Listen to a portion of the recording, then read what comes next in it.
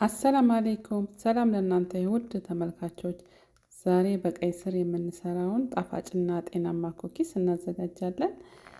በቀይ ስር ዱቄት አዘጋጅቼ እንዴት አድርገን እንዳዘጋጀሁት አሳያችኋለሁ። የቀይ ስር ዱቄቱን ከዛ ደግሞ የቀይ ስር ዱቄቱን ከስንዴ ዱቄትና ከእንቁላል ቅቤ ጋር እንዴት አድርጌ ኩኪስ እንደማዘጋጅ አብረን እንይ። እንደምትመለከቱት በመጀመሪያ በዛ ያለ ቀይ ስር ነበረኝ። በውሃ ለግማሽ ሰዓት የሚሆን በውሃ ውስጥ አድርጌ ተውኩት። በመቀጠል እያንዳንዱን በደንብ በሳሙና እሽት እያደረኩኝ አጠብኩት ማለት ነው። እና በመቀጠልም በንጹህ ውሃ በደንብ ደጋግሜ አጠብኩት ማለት ነው።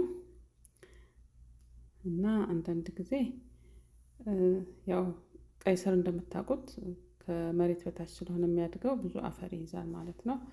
እና እሱን በደንብ አድርጌ አጥቤዋለሁኝ። እሺ ውድ ተመልካቾቼ አሁን ተከታተሉኝ፣ በቪዲዮ አሳያችኋለሁኝ ማለት ነው ሁሉንም።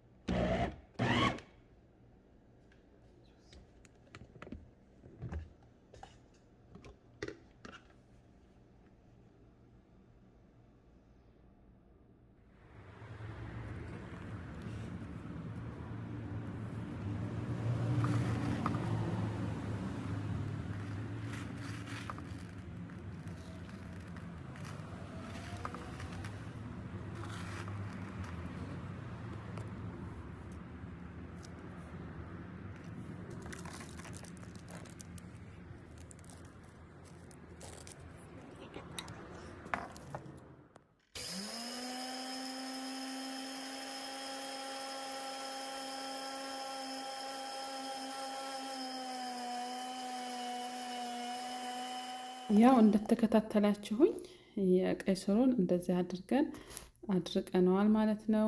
2 ቀን ነው ፀሐይ ላይ ያደረግነው እና ፀሐይ ሲመታውና ትንሽ ከለሩ ይቀየራል። እና ያው እንደምታዩት ወደ ብዙ ነበረው ከ2 ኪሎ በላይ የሚሆን ነው። አሁን የሆነችው ግን በጣም ትንሽ ነው። እና ፓውደሩን እንደዚህ በትንሽ ውሃ ስበጠብጠው እንደዚህ ነው የሚሆነው። እንደዚህም ጁስ ላይ ማድረግ እንችላለን፣ ብቻውን መጠጣት እንችላለን። ኩኪስ ላይ እንደዚህ ማድረግ እንችላለን። ስሙዚ ስናደርግ ደግሞ ስሙዚው ጋር አንድ ማንካ ግማሽ ማንካ መጠቀም እንችላለን። ያው ሲፈጭ ምን ሲል በጣም ስላነሰ አንድ ማንካ ብናደርግ ያው ከአንድ ቀይ ስር በላይ ነው የሚሆነው ማለት ነው። እና እንደምትመለከቱት ጥቁሩን ስንዴን የተጠቀምኩት፣ ስኳር፣ 2 እንቁላል፣ ቀረፋ፣ ቫኒላ፣ ቂቤ፣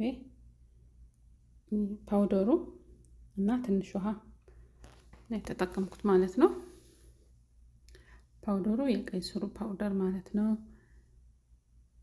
መጀመሪያ 2 እንቁላል አደርጋለሁኝ።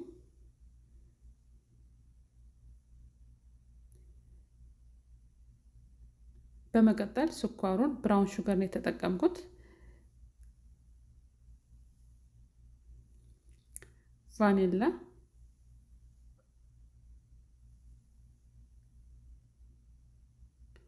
ብራውን ሹገር ግማሽ ብርጭቆ፣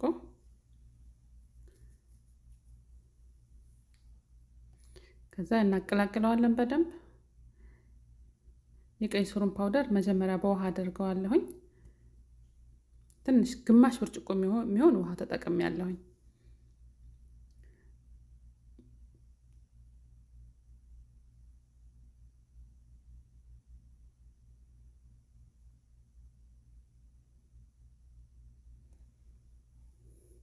እዛ እንደምታዩት ያው ውሃውን ሳረግበት በጣም እንትን አለ፣ ውፍር አለ።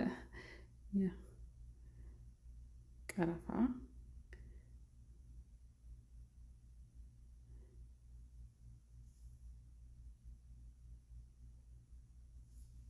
ትንሽ ጨው አደርጋለሁኝ።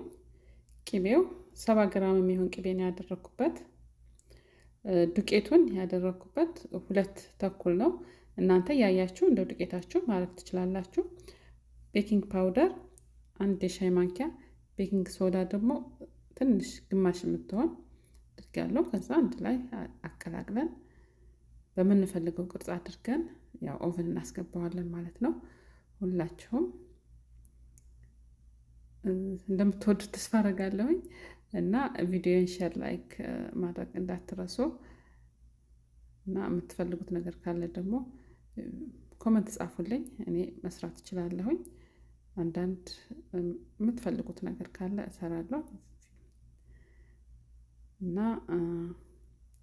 ሁላችሁም የምትከታተሉ ቪዲዮን ከልብ አመሰግናለሁኝ። አላህ ያክብርልኝ። ሀገራችንን አላህ ሰላም ያድርግልን። ወገኖቻችን፣ ዘመዶቻችን በሄዱበት በዋሉበት በኸይር ውለው በኸይር ቤታቸው የሚገቡ አላህ ያድርጋቸው። ውሏቸውን ያማረ አላህ ያድርግላቸው። እኛንም አላህ ልባችንን ያሳርፈን። ሀገራችንን አላህ ሰላም ያድርግልን። ለሁላችንም ቤተሰቦቻችን ይጠብቅልን።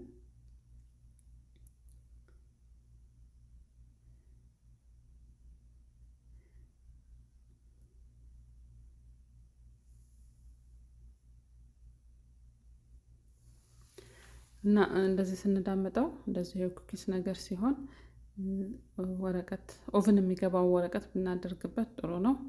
አሁን በማዳመጫው ዝም ብዬ ብዳምጠው ኑሮ ማዳመጫው ላይ ከላይ ያለው ጋር እንትን ይላል፣ ይያያዛል።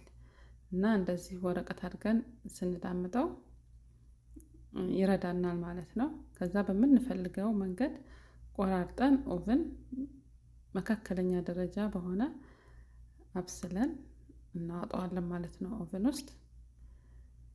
እና እንደምትወዱት ተስፋ አድርጋለሁኝ። ኮመንት ጻፉልኝ። እና አንዳንድ ጊዜ ያው እንደምታዩት ቀላ ያለ ነው ዱቄቱ፣ ግን ማብራቱ አንዳንድ ጊዜ ነጭ ያደርገዋል እንጂ ያው ቀይ ስር መኖሩ በደንብ ያስታውቃል፣ ያቀለዋል ትንሽ። እና ለልጆች በጣም ተስማሚ ነው። በተለይ አሁን ቀይ ስር ምናምን አንወድም የሚሉ ልጆች ካሉ እንደዚህ ኩኪስ እየሰራችሁ ብትሰጧቸው ለመቅሰስ፣ ለትምህርት ቤት ስናክ በጣም ጠቃሚ ነው። ያው እንደምታውቁት ሁሌም ቤት የተሰራ ነገር በጣም ጠቃሚ ነው። ምን እንዳስገባንበት እናውቃለን፣ ምን እንዳስገባንበት። የውጭውን ግን ምን እንዳለው አናውቅም። ሁሌም የቤታችን የሰራነው ነገር ተመራጭ ነው ብዬ ገምታለሁኝ እኔ። እና እንደምታዩት እንደዚህ በምትፈልጉት መንገድ ትቆራርጡታላችሁ እና ከላይ የፈለጋችሁትን ቅርጽ ማድረግ ትችላላችሁ። እና አንዳንድ ጊዜ ደግሞ ያው ለፓርቲ ለምናምን ከሆነ ያው ቸኮሌት በደንብ በምናደርግበት ከላይ አልፎ አልፎ እንደዚህ ቢጠቀሙ ምንም ችግር የለ። ቸኮሌት ሁሌ ሳይሆን አልፎ አልፎ ከታች ያው ጤነኛ ኩኪስ ስለሆነ ከላይ ትንሽ ብናደርግበት ለልጆቻችን ጓደኞቻቸው ሲመጡ ምናምን ደስ ይላቸዋል ማለት ነው። እና እኔ እንደዚህ ቅርጽ እያወጣሁበት ነው። ያው ግን ከበሰለ በኋላ ብዙም እንትን አይልም፣ ግን ያንን ተከትለን ዲኮር ማድረግ እንችላለን። እና እናንተ በምትፈልጉበት ቅርጽ ማድረግ ትችላላችሁ።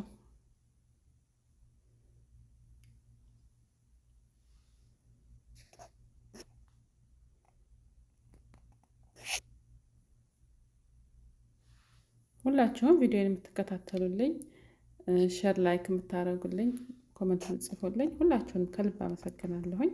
ሀገራችንን አላህ ሰላም ያደርግልን። ወገኖቻችን ዘመዶቻችን በሰላም ውለው በሰላም የሚገቡባት ሀገር አላህ ያድርግልን። እኛ የምንኮራበት አላህ ያድርግልን ሀገራችንን። ቤተሰቦቻችንን ይጠብቅልን። ሁላችሁንም አላህ ቤተሰቦቻችሁን ይጠብቅላችሁ። ያው ሀገር ማለት ያው ቤተሰብ፣ ዘመድ፣ ጓደኛ ስለሆነ አሁን እንደዚህ ከጨረስኩ በኋላ ኦቭን ውስጥ አስገባዋለሁ ማለት ነው። ኦቭን ውስጥ ያው ሳሳ ስላለ ብዙም ሰዓት አይፈልግም።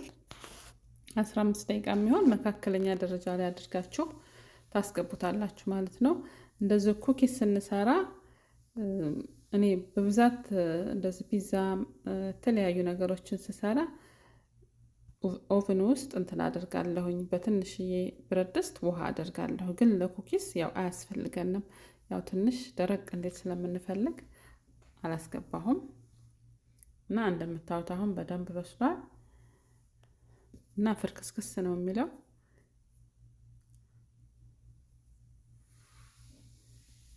እና የቀይ ስሩም ጣዕም ምንም አያስታውቅም። እዚህ ጋር ያው ትንሽ ከለሩ ተቀይሯል። አንዳንድ ጊዜ ያው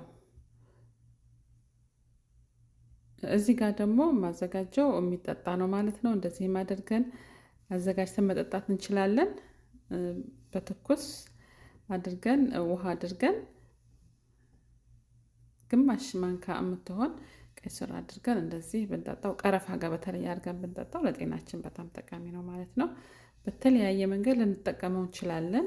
እንዳልኳችሁም ስሙዚ ላይ፣ ኩኪስ ላይ፣ ለፊታችንም ደግሞ ማስክ ማድረግ እንችላለን ከፈለጋችሁ ከተስማማ ማለት ነው። የሚስማማው አለ የማይስማማው አለ። ከተስማማችሁ ሞክሩት እና ሁላችሁም ስላዳመጣችሁኝ አመሰግናለሁኝ። በሚቀጥለው ቪዲዮ ደግሞ እስከምንገናኝ ድረስ በያላችሁበት ሰላም ሁኑልኝ። በጣም አመሰግናለሁ።